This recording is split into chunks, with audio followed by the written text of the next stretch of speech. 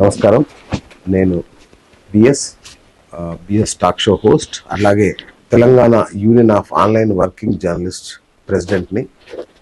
ఈ మధ్య కాలంలో ముఖ్యమంత్రి రేవంత్ రెడ్డి గారు డిజిటల్ మీడియా పట్ల, యూట్యూబ్ ఛానల్స్ పట్ల కొంత అసహనం వ్యక్తం చేస్తున్న విషయం మనం గమనిస్తూనే ఉన్నాం. అయితే ఆయనకి ఎవరో కొంత తప్పుడు సలహాలు ఇస్తూ సూచనలు చేస్తున్నారేమో అనిపిస్తుంది. లేదా మీడియా అకాడమీకి కూడా సరైన ఆయనకు శ్రీనివాస్ రెడ్డి గారికి సరైన సలహాలు సూచనలు ఎవరు ఇవ్వట్లేదేమో అనిపిస్తుంది. ఎందుకంటే ఇప్పటి వరకు మా యూనియన్ 5 సంవత్సరాలుగా నడుస్తున్న యూనియన్ని కూడా సంప్రదించకుండానే చాలా మీటింగ్లు జరిగిపోతున్నాయి మన మీడియా అకాడమీలో. ఈ నేపథ్యంలో ఇప్పుడు ఈ మధ్య 2 అమ్మాయిలను అరెస్ట్ చేశారు, జర్నలిస్టులని. దాన్ని కూడా తీవ్రంగా ఖండిస్తున్నాం. దయచేసి మహిళల పట్ల కొంత మానవీయంగా ప్రవర్తించాలని, వాళ్ళు ఎవరో రాజకీయ నేతలో లేదంటే ఎవరో దాని వెనకాల ఉంటారు, చైర్మన్లో, సిఇఓలో. అలాంటిది వీళ్ళని మీరు మహిళల పట్ల కొంత దయతో వ్యవహరించాలన్నది విజ్ఞప్తి చేస్తున్నాం. ఈ అరెస్ట్ల విషయంలో కానీ, వాళ్ళ హక్కులను హరించే విషయంలో కానీ కొంత దయతో వ్యవహరించాలని మేము విజ్ఞప్తి చేస్తున్నాం.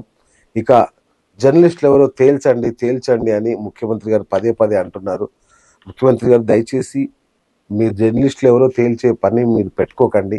ఎందుకంటే మీరు ఎంతో నిష్కల్మషంగా మీరు మాట్లాడుతుండొచ్చు కాక, కానీ మిమ్మల్ని తప్పుదోవ పట్టించే అవకాశం ఉంటుంది. ఎందుకంటే బీసీజేలు, ఎంసీజేలు చేస్తేనే జర్నలిస్టులు అవరండి.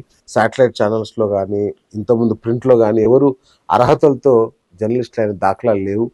వాళ్ళ అభిరుచి ద్వారా లేదంటే వాళ్ళ అభినవేశం ద్వారా వచ్చి సీనియర్ జర్నలిస్టే అద్భుతాలు సృష్టించిన వాళ్ళు ఎందరో ఉన్నారు. అట్లాగే అక్రిడేషన్లు కూడా అందరికీ రావండి. యాజమాన్యాలు 2 ముగ్గురికో సంస్థ తరఫున ఇస్తుంది. వాళ్ళే జర్నలిస్టులు అనడం కూడా కరెక్ట్ కాదు. ఇక యూట్యూబ్లో ఉండే వాళ్ళు ఎవరూ జర్నలిస్ట్ కాదనుకోకండి. వాళ్ళు కూడా చక్కగా గత 10 ఏళ్ళుగా పనిచేస్తున్న సీనియర్ జర్నలిస్టులు ఉన్నారు. అట్లాగే మాలాంటి వాళ్ళం ఎలక్ట్రానిక్ మీడియా, ప్రింట్ మీడియా నుంచి వచ్చి ఇప్పుడు డిజిటల్ మీడియాలో ఉన్న వాళ్ళం ఉన్నాం. అక్రిడేషన్లు వద్దనుకొని, అంటే ఇంకా మిగతా వాళ్ళకి రిపోర్ట్లకు ఉపయోగపడతాయిలే అని అక్రిడేషన్ తీసుకోకుండా ఉన్నాం కూడా మేము ఉన్నాము. కాబట్టి మీరు అలాంటి క్రైటీరియాలు పెట్టుకోకండి. మమ్మల్ని పిలవండి సమావేశాలకి. మేము కొన్ని సలహాలు సూచనలు ఇస్తాము. అంటే ఏదన్నా న్యూస్ యూట్యూబ్ ఛానల్ కనుక ఎవరైనా పెట్టాలి అనుకుంటే వాళ్ళకి కొంత క్రైటీరియా మేము ఇప్పటికే మా మిత్రులందరికీ చెప్పాము. అంటే స్థానిక అథారిటీ దగ్గర నమోదు చేసుకోవడం ఒకటి, రెండవది కంపెనీ ఒకటి. ఏదన్నా ఒక కంపెనీ పేరు మీద మాత్రమే ఆ ఛానల్ నడిపేలాగా, ఆ కంపెనీకి ప్రొపరేటర్ కావచ్చు లేదంటే డైరెక్టర్ కావచ్చు అయి ఉండాలి.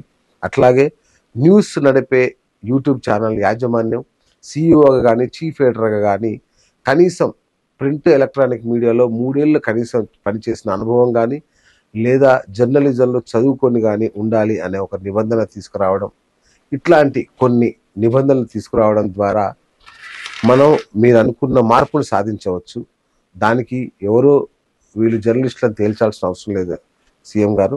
అట్లాగే డిజిటల్ మీడియా ప్రెస్ కాన్ఫరెన్స్లను ఆహ్వానించండి కేటగిరీ వైజ్గా.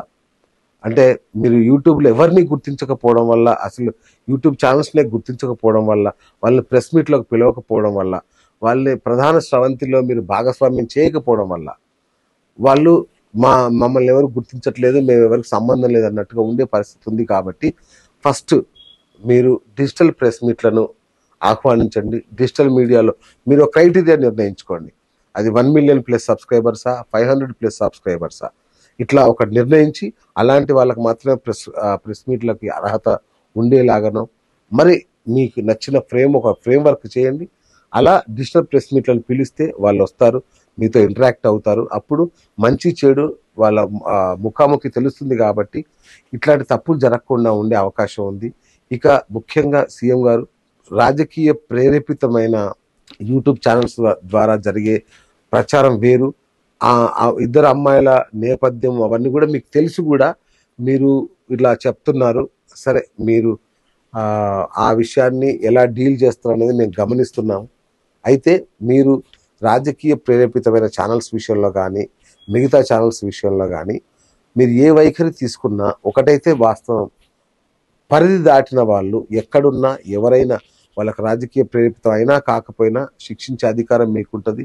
అట్లాగే పరిధి దాటకుండా ప్రవర్తించాల్సిన నైతిక బాధ్యత అది మాకు ఉంటుంది జర్నలిస్టులుగా. కాబట్టి ఈ విషయంలో మీరు అంతగా సీరియస్ అవ్వాల్సిన అవసరం లేదని, యూట్యూబ్ ఛానల్స్ విషయంలో మీరు మరొక ఇలాంటి కొన్ని నిబంధనలు కనుక మీరు ప్రకటిస్తే ఖచ్చితంగా మేము అమలు చేస్తాం, ఆచరిస్తాం.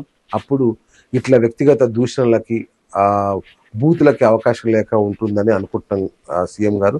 సో దయచేసి ఆ మహిళా జర్నలిస్టులను విడుదల చేయాల్సిందిగా కోరుతున్నాం.